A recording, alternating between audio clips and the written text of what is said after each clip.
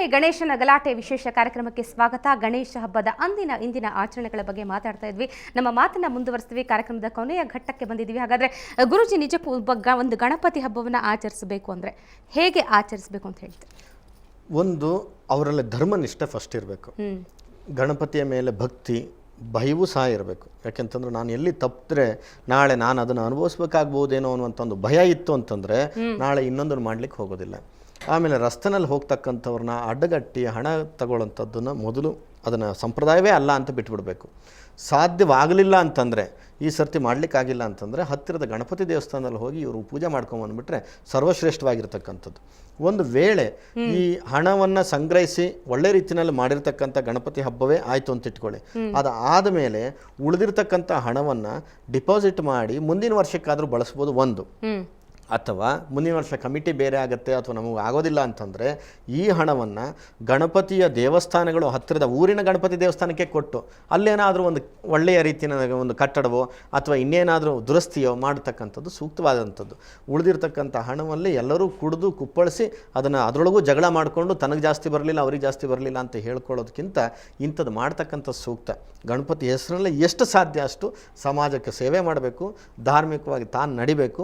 ಎಷ್ಟು ಸತ್ಯವಾಗಿ ತಾನು ಬದುಕಲಿಕ್ಕೆ ಸಾಧ್ಯ ಇದೆ, ಅಟ್ಲೀಸ್ಟ್ 5 ದಿನನಾದರೂ ಸತ್ಯದಲ್ಲಿ ನಡಿಲಿಕ್ಕೆ ತಾನು ಒಳಗಾದರೆ ಅದೊಂದು ದೊಡ್ಡ ತಪಸ್ಸು ಅನ್ಸುತ್ತೆ. ನಿಜಕ್ಕೂ ಗುರುಗಳು ಹೇಳ್ತಿದ್ದಾರೆ ಗಣಪತಿ ಬಗ್ಗೆ ಭಯ ಇರಬೇಕು ಅಂತ. ನಿಜಕ್ಕೆ ಹಾಗಾದ್ರೆ ಲಂಚ ಸ್ವೀಕರಿಸೋರು ಎಲ್ಲಿ ಹೋಗ್ತಾರೆ? ಸ್ವರ್ಗಕ್ಕೆ ಹೋಗ್ತಾರಾ, ನರಕಕ್ಕೆ ಹೋಗ್ತಾರಾ? ಎಲ್ಲಿ ಕಳಿಸ್ತೀಯ ಗಣೇಶ? ಎರಡೂ ಕಡೆ ಹೋಗಲ್ಲ, ಸರ್ಕಾರಿ ಕಚೇರಿಗೆ ಹೋಗ್ತಾರೆ. ನರಕದಲ್ಲೂ ಜಾಗ ಸಿಗಲ್ಲ ಅಂತ ಹಾಗಾದ್ರೆ ಅವ್ರಿಗೆ? ಗಣೇಶನಿಗೆ ನಾನೊಂದು ಪ್ರಶ್ನೆ ಕೇಳ್ತೀನಿ, ಪಕ್ಕದವ್ರ ಪರಿಚಯ ಇದೆಯಾ? ಇವ್ರು ಏನೇನು ಮಾಡಿದ್ದಾರೆ ಗೊತ್ತಾ? ಹೌದಾ? ಇವರು ಭ್ರಷ್ಟಾಚಾರ ಮಾಡಿದ್ದಾರೆ, ಅನಾಚಾರ ಮಾಡಿದ್ದಾರೆ, ಲಂಚಾವತಾರ ಹಾಕಿದ್ದಾರೆ, ಎಲ್ಲಾ ಅವತಾರಗಳು ಹಾಕಿದ್ದಾರೆ. ನಾವು ಒಂದು ಅವತಾರ ಹಾಕಿದ್ರೆ ಅವರು ಒಂದು ಅವತಾರ ಹಾಕಿದ್ದಾರೆ. ಲಂಚಾವತಾರ ಏನು ಬೇಡವು, ಅದ್ರ ಬಗ್ಗೆ ಮಾತಾಡಿದ್ದೀನಿ. ನೀನೊಳಗೆ ಕಥೆ ಕಟ್ಟಿಬಿಟ್ಟೆ ನನಗೆ. ಹಾಸ್ಯದ ಗಣಪತಿ ಅಂತ ಹೇಳ್ತಾ ಇರ್ತೀರಾ, ನಾನು ನಿಮ್ಮನ್ನ ಹಾಸ್ಯ ಮಾಡಿದ್ರೆ ನಗ್ತೀರಾ? ಸುಮಾರು 40 ವರ್ಷಗಳ ಹಿಂದೆ ಭ್ರಷ್ಟಾಚಾರ, ಲಂಚಾವತಾರ ಅಂತ ಹೇಳಿ ಅದು ಇಂದಿಗೂ ಕೂಡ ಪ್ರಸ್ತುತವಾಗಿದೆ. ಸಾಧ್ಯವಾದಷ್ಟು ಮಟ್ಟಿಗೆ ತನ್ನ ಬಾಯಿಂದಲೇ ಪ್ರಚಾರ ಮಾಡಿ ಎಚ್ಚರಿಸೋದು ಹೋಗಿದ್ದು ಅದು ಇವತ್ತೇನೋ ಅದಕ್ಕೊಂದು ಪ್ರತಿಷ್ಠಾಪನೆ ಆಗ್ತಾ ಇದೆ. ಅದೊಂದು ಬಹಳ ಸಂತೋಷವಾದ ವಿಚಾರ. ಅದು ಇನ್ನೂ ಸಹ ಗಣಪತಿ ಈ ವರ್ಷದಲ್ಲಿ ಈ ವಿಘ್ನವನ್ನು ನಿವಾರಣೆ ಮಾಡಿ ಈ ಭ್ರಷ್ಟಾಚಾರ ಅನ್ನುವಂಥದ್ದನ್ನ ನಿವಾರಣೆ ಮಾಡಿಬಿಟ್ರೆ ಇಷ್ಟು ವರ್ಷದ ಪೂಜೆಗೆ ಒಂದು ಫಲ ಸಿಕ್ಕಿದೆ ಅಂತೇಳಿ ಗಣಪತಿ ಹತ್ರ ಈ ನಿಮ್ಮ ಮುಖಾಂತರ ಪ್ರಾರ್ಥನೆ ಮಾಡ್ಕೊಳ್ತಾ ಇದ್ದೀವಿ. ಓಕೆ, ವರದರಾಜರು ನೀವೇನು ಹೇಳ್ತೀರಿ? ಯಾವ ರೀತಿ ಆಚರಿಸಬೇಕು ಗಣಪತಿ ಹಬ್ಬ? ಗಣಪತಿಯನ್ನು ನಾವು ಪ್ರತಿಷ್ಠಾಪನೆ ಮಾಡಬೇಕಾದ್ರೆ ಹೋಗಿ ಭಕ್ತಿ ಭಾವದಿಂದ ಅಂಗಡಿಗೆ ಹೋಗಿ ಆ ಗಣಪತಿಯಿಂದ ತರಬೇಕು. ವಿಶೇಷವಾಗಿ ಜೇಡಿ ಮಣ್ಣಿಂದ ಮಾಡಿರತಕ್ಕಂತಹ ಗಣಪತಿ ಬಹಳ ವಿಶೇಷ. ಅದಕ್ಕೆ ಕಲ್ಲರ್ಗಿಲ್ಲ ಪರಿಸರಕ್ಕೆ ಗಣಪತಿಯನ್ನು ತಂದು ಅದನ್ನು ತಂದು ಪೂಜೆ ಮಾಡತಕ್ಕಂಥ ಬಹಳ ವಿಶೇಷ. ಸುಮ್ಮನೆ ಹೋಗುವುದು ಏನೋ ಗಣಪತಿಯನ್ನು ಎತ್ಕೊಂಬರೋದು ಈತಲ್ಲ, ಭಕ್ತಿ ಭಾವದಿಂದ ಹೋಗಿ ಗಣಪತಿಯನ್ನು ತರಬೇಕು. ತಂದುಬಿಟ್ಟು ಅದನ್ನು ಅಕ್ಕಿಯ ರಾಶಿಯ ಮೇಲೆ ಇಟ್ಟು, ನಾವು ಎಲ್ಲ ಕಡೆ 10,000 ಕೊಟ್ಟು ಗಣೇಶನ ತರ್ತಾರೆ, 20,000 ಗಣೇಶನ ತರ್ತಾರೆ. ಆದರೆ ಪೂಜೆ ಪುನಸ್ಕಾರಗಳಲ್ಲಿ ಏನಿಲ್ಲ. ಯಾಕೆಂದರೆ ಅಲ್ಲಿ ಮಂತ್ರಾಧೀನಂತೂ ದೈವತಂ ಅಂತ ಹೇಳ್ತಾರೆ. ಆ ದೈವದ ಬಿಂಬದಲ್ಲಿ ಸಾನ್ನಿಧ್ಯ ಬರಬೇಕಾದ್ರೆ ಮಂತ್ರಪುರಸ್ಸರವಾಗಿ ಆವಾಹನೆ ಮಾಡಬೇಕು, ಪ್ರಾಣ ಪ್ರತಿಷ್ಠೆ ಮಾಡಬೇಕು. ಆಗ ಅದರಲ್ಲಿ ವಿಶೇಷವಾಗಿರ್ತಕ್ಕಂಥ ಸನ್ನಿಧಾನ ಬರೋದು. ಇಲ್ಲರೆ ಬರೀ ಮಣ್ಣಿನ ಒಂದು ಬೊಂಬೆ ಅಷ್ಟೇ. ಆದ್ದರಿಂದ ಸುಮ್ಮನೆ ಗಣೇಶನ್ ತಂದು ನಾವು ಇಟ್ಟಿದ್ದೇವೆ, ಪೂಜೆ ಮಾಡಿದ್ವಿ ಅಂತಂದರೆ ಬರೀ ಆರತಿ ಎತ್ತುವಿಕೆಯಿಂದ ದೇವರಿಗೆ ಪೂಜೆ ಸಲ್ಲುವುದಿಲ್ಲ. ನಾವು ಸಂಕಲ್ಪ ಮಾಡಿ ಆ ಗಣೇಶನ ದ್ವಾರಪಾಲ ಪೂಜೆ ಮಾಡಿ, ಶಂಖ ಪೂಜೆ, ಕಲಶ ಪೂಜೆ ಎಲ್ಲ ಮಾಡಿ, ಆಮೇಲೆ ಚಿಕ್ಕ ಗಣೇಶನ ಬೆಳ್ಳಿ ಅಥವಾ ಪಂಚಲೋಹದ ಗಣೇಶನ ಪ್ರತಿಮೆಗೆ ಪಂಚಾಮೃತ ಅಭಿಷೇಕವನ್ನು ಮಾಡಿ, ಈ ಗಣೇಶನಿಗೆ ಮಾಡಬಾರ್ದು, ಇದಕ್ಕೆ ಮಾಡಿ, ಆಮೇಲೆ ಆ ಗಣೇಶನಿಗೆ ಆ ಮೂಲಮಂತ್ರ, ಗಣೇಶನ ಮೂಲಮಂತ್ರದಿಂದ ಆವಾಹನೆ ಮಾಡಬೇಕು. ಆಮೇಲೆ ಆ ಗಣೇಶನಿಗೆ ಪ್ರಾಣ ಪ್ರತಿಷ್ಠೆ ಮಾಡಿ, ಆಮೇಲೆ ಗಣೇಶನನ್ನು ಆ ಕಲಶಾಭಿಷೇಕವನ್ನು ಮಾಡಿ, ಅದಕ್ಕೆ ಅಂಗಪೂಜೆ, ಪತ್ರ ಪೂಜೆ, ಪುಷ್ಪ ಪೂಜೆ, ಅಷ್ಟೋತ್ತರ ಪೂಜೆಗಳಿದೆ. ಅದನ್ನು ಭಕ್ತಿ ಭಾವದಿಂದ ಮಾಡಿ ಗಣೇಶನಿಗೆ ಪ್ರಿಯವಾಗಿರತಕ್ಕಂತಹ ಕಡುಬು, ಮೋದಕ, ಲಡ್ಡು ಇತ್ಯಾದಿಗಳನ್ನು ನೈವೇದ್ಯ ಮಾಡಿ ಭಕ್ತಿಯಿಂದ ಅನನ್ಯ ಭಾವದಿಂದ. ಯಾಕೆಂದರೆ ಎಲ್ಲ ಗಣೇಶನ ಪೆಂಡಲ್ಗೆ ಫುಲ್ಲು ಪುಷ್ಪದಿಂದ ಅಲಂಕಾರ ಮಾಡ್ತಾರೆ, ಅದರ ಅವಶ್ಯಕತೆ ಇಲ್ಲ. ಯಾಕೆಂದರೆ ಕೃಷ್ಣ ಪರಮಾತ್ಮ ಗೀತೆಯಲ್ಲಿ ಹೇಳಿದಾನೆ ಏನು ಅಂತಂದರೆ, ಪತ್ರಂ ಪುಷ್ಪಂ ಫಲಂ ತೋಯಂ ಯೋಮೇ ಭಕ್ತ್ಯಾ ಪ್ರಯಚ್ಛತಿ. ನನಗೆ ಒಂದೇ ಒಂದು ಪತ್ರ ಸಾಕು, ಒಂದೇ ಒಂದು ಪುಷ್ಪ ಸಾಕು, ಮನಸ್ಸಲ್ಲಿ ಶ್ರದ್ಧೆ ಭಕ್ತಿ ಸರ್, ಏನ್ ಹೇಳ್ತೀರಿ ನಿಜಕ್ಕೂ ಗಣಪತಿ ಹಬ್ಬವನ್ನ ಇಂದಿನ ಯುವಕರಾಗ್ಲಿ ನಾವಾಗ್ಲಿ ಯಾವ ರೀತಿ ಆಚರಿಸಬೇಕು ಅನ್ನೋದ್ರ ಬಗ್ಗೆ? ನಾನು ನಮ್ಮ ಸ್ವಾಮೀಜಿಯವರು ಹೇಳಿದ್ದನ್ನು ಅನೇಕ ಕಡೆ ಹೇಳ್ತಾ ಇರ್ತೀನಿ.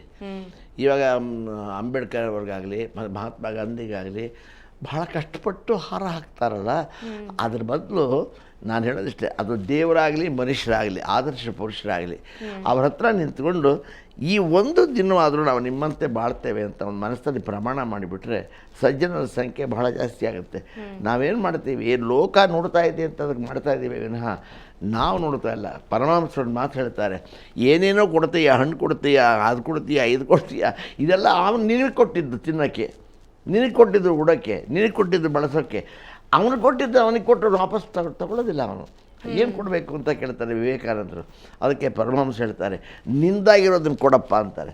ನಂದೇನಿದೆ ಅಂತಾನೆ ವಿವೇಕಾನಂದ. ನರೇಂದ್ರ ಹೇಳ್ತಾರೆ, ನಿಂದು ಅನ್ನೋದಿಲ್ವಾ, ಚಿತ್ತ ನಿಂದು, ಅದ್ರ ಮೇಲೆ ನಿನ್ನ ಸ್ವಾಮ್ಯ ಇದೆ. ಇವಾಗ ನಾವು ಓದ್ತಾ ಇರ್ತೀವಿ, ಚಿತ್ತ ಎಲ್ಲೋ ಇತ್ತು ಅಂತ ಇಟ್ಕೊಳ್ಳಿ, ಓದಿದ್ದು ಒಂದು ತಲೆಗೆ ಹೋಗಿರೋದಿಲ್ಲ. ಅದನ್ನು ನಂದಾಗಿರ್ತಕ್ಕಂಥ ಚಿತ್ತವನ್ನು ಪೂರ್ತಿ ಸ್ವಾಮಿ ಕಡೆ ಕೊಟ್ಟು ನಾನು ಸಮಾಜಕ್ಕೆ ಉಪಕಾರಿಯಾಗಿ ಬದುಕ್ತೀನಿ ಅನ್ನೋ ಒಂದು ಪ್ರಮಾಣವನ್ನು ಮಾಡೋದಿದೆಯಲ್ಲ, ಅದು ನಿಜವಾದ ಪೂಜೆ. ಕೊನೆಯದಾಗಿ ಗಣಪತಿ ಭಕ್ತರಿಗೆ ಏನು ಹೇಳ್ತೀಯ ಹಾಗಾದ್ರೆ? ಅಯ್ಯೋ, ನನ್ನನ್ನು ತಗೊಂಡೋಗಿ ಪೂಜೆ ಎಲ್ಲ ಆದ್ಮೇಲೆ ಅಟ್ಟದ ಮೇಲೆ ಇಡ್ತಾರೆ, ದಯವಿಟ್ಟು ಇಡಬೇಡಿ ಅಂತ ಹೇಳ್ತೀನಿ. ಮುಳುಗ್ಸೋದು ನೀರಿನಲ್ಲಿ? ನೀರಲ್ಲೂ ಮುಳುಗಿಸ್ತಾರೆ, ಮುಳುಗಡೆನೂ ಮಾಡ್ತಾರೆ. ಅಟ್ಟದ ಮೇಲೆ ಇಡಬೇಡಿ. ಯಾಕೆ ಇಡಬಾರ್ದು? ಅಯ್ಯೋ, ಅಲ್ಲಿ ಇಲಿಗಳೆಲ್ಲ ಓಡಾಡ್ತಾ ಇರುತ್ತೆ. ನಿಮ್ಮ ವೆಹಿಕಲ್ ನಿಮ್ಮ ಮೇಲೆ ಓಡಾಡಿದ್ರೆ ಹೇಗಾಗುತ್ತೆ? ಹಾಗೆ ನಮಗೂ ಆಗೋದು, ನಮ್ಮ ವೆಹಿಕಲ್ ಓಡಾಡಿದ್ರೆ. ಹಾಗಾದ್ರೆ ಏನು ಮಾಡ್ಬೇಕು ಭಕ್ತರು ಭಕ್ತಿಯಿಂದ ಪೂಜೆ ಮಾಡಲಿ. ಆದರೆ ಗಣಪತಿಗೆ ಕೆಟ್ಟ ಹೆಸರು ಬರಂಗೆ ಮಾಡಬೇಡಿ. ಏನೇನೋ ಮಾಡ್ಕೊಂಡು, ಏನೇನೋ ಹಾಡಾಡ್ಕೊಂಡು, ಏನೇನೋ ಕುಡ್ಕೊಂಡು ತಿನ್ಕೊಂಡು, ಗಣಪತಿ ಹಬ್ಬದ ವಿಶೇಷವೇನಿದೆ ಅದನ್ನು ತಿಳ್ಕೊಂಡು ಸದ್ಬಳಕೆ ಮಾಡ್ಕೊಳ್ಳಿ ಎಲ್ಲವನ್ನು. ಏನಿಷ್ಟ? ಕಡುಬು ಮೋದಕ ಇಟ್ಟರೆ ಸಾಕಲ್ವಾ? ಬೇರೆ ಏನು ಮಾಡೋದೇ ಬೇಡ ಆಚರಣೆ? ಕಡುಬು ಮೋದಕ ನನಗೆಲ್ಲಿ ಇಡ್ತಾರೆ? ನನಗಿಡ್ತಾರೆ ಅಂತ ಇಡ್ತಾರೆ, ಅವರೇ ತಿನ್ಕೋತಾರೆ. ನಾನೇನಾದ್ರು ತಿನ್ನಂಗಿದ್ದಿದ್ರೆ ಇಡ್ತಿದ್ರಾ? ಖಂಡಿತ ಇಡ್ತಾ ಇರಲಿಲ್ಲ. ನಾನು ತಿನ್ನಂಗಿದ್ರೆ ನನ್ನ ಸೊಂಡ್ಲಲ್ಲಿ ಎತ್ಕೊಂಡು ಎಲ್ಲವನ್ನು ಖಾಲಿ ಮಾಡ್ತಾ ಇದ್ದೆ. ಆದರೆ ನಾನು ತಿನ್ನಲ್ಲ ಅನ್ನೋದು ನಿಜ, ಅವ್ರಿಗೆ ಗೊತ್ತು, ಅದರಿಂದ ಇಡ್ತಾರೆ. ಅದಕ್ಕೆ ಎಲ್ಲ ಒಳ್ಳೆ ಬುದ್ಧಿನ ಕಲ್ತ್ಕೊಂಡು ಒಳ್ಳೆತನದಿಂದ ಬಾಳಲಿ ಅಂತ ನಾನು ಆಶೀರ್ವಾದ ಮಾಡ್ತೇನೆ. ಓಕೆ, ಎಲ್ರಿಗೂ ಕೂಡ ಇಷ್ಟೊತ್ತು ಕಾರ್ಯಕ್ರಮದಲ್ಲಿ ಭಾಗವಹಿಸಿದ್ದಕ್ಕಾಗಿ ಧನ್ಯವಾದ. ಎಲ್ರಿಗೂ ಮತ್ತೊಮ್ಮೆ ಗೌರಿ ಗಣೇಶ ಹಬ್ಬದ ಹಾರ್ದಿಕ ಶುಭಾಶಯಗಳು. ಇನ್ನಾದರೂ ಕೂಡ ನಾವು ಅರ್ಥಪೂರ್ಣವಾಗಿ ಆಚರಿಸೋಣ ಅನ್ನುವಂಥ ಆಶಯದಿಂದ ಈ ಕಾರ್ಯಕ್ರಮವನ್ನು ಮುಗಿಸ್ತಾ ಇದ್ದೀನಿ. ನೋಡೋದ್ರಲ್ಲ ವೀಕ್ಷಕರೇ, ನಿಜಕ್ಕೂ ಗೌರಿ ಗಣೇಶ ಹಬ್ಬದ ಹೆಸರಲ್ಲಿ ದುಡ್ಡು ವಸೂಲಿ ಮಾಡಿ ದುಂದು ವೆಚ್ಚ ಮಾಡೋದನ್ನು ಬಿಟ್ಟು ಇನ್ನಾದರೂ ತಿಲಕರ ದಿವ್ಯ ದೃಷ್ಟಿಯನ್ನು ಅರ್ಥ ಮಾಡಿಕೊಂಡು ಮನಸ್ಸಿನಲ್ಲಿ ಶ್ರದ್ಧೆ ಭಕ್ತಿಯಿಂದ ಒಂದು ಸಣ್ಣ ಗಣಪತಿಯ ಮೂರ್ತಿಯನ್ನು ಇಟ್ಟು ನಾವು ಪೂಜೆ ಮಾಡಿದ್ರು ಸಾಕು, ಗಣಪತಿ ಸಂತುಷ್ಟನಾಗ್ತಾನೆ ಅಂತ ಹೇಳ್ತಾ ಕಾರ್ಯಕ್ರಮವನ್ನು ಮುಗಿಸ್ತಾ ಇದ್ವಿ. ಮತ್ತೊಮ್ಮೆ ಎಲ್ರಿಗೂ ಗೌರಿ ಗಣೇಶ ಹಬ್ಬದ ಹಾರ್ದಿಕ ಶುಭಾಶಯಗಳು. ಪ್ರಣಮ್ಯ ಶಿರಸಾ ದೇವಂ ಗೌರಿ ಪುತ್ರಂ ವಿನಾಯಕಂ ಭಕ್ತಾವಾಸಂ ಸ್ಮರೇ ನಿತ್ಯಂ.